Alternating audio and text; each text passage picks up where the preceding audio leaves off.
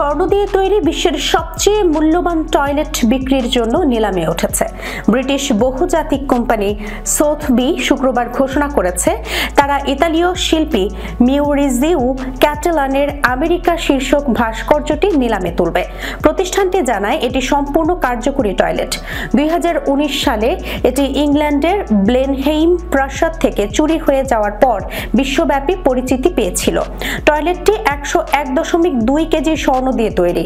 আগামী 18 November new ইয়র্কে স্বর্ণের তৈরি এই শিল্পকর্ম আমেরিকার নিলাম শুরু হবে। এটির প্রাথমিক মূল্য ধরা হয়েছে $1 কোটি। নিউ ইয়র্ক ভিত্তিক কোম্পানি সোথবির সমসাময়িক শিল্প বিভাগের প্রধান ডেভিড গ্যালপেরিন বলেন, মাউরিজিও ক্যাটালান হলেন শিল্প জগতের একজন পরিপূর্ণ উস্কানিদাতা। তিনি অন্যতম সফল শিল্পীও।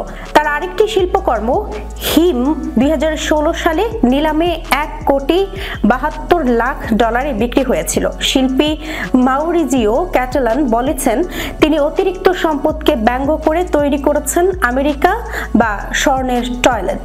তিনি একবার বলেছিলেন, আপনি যাই খান না কেন, $200 লাঞ্চ অথবা $2 হটডগ, টয়লেটের দিক থেকে ফলাফল একই রকমের।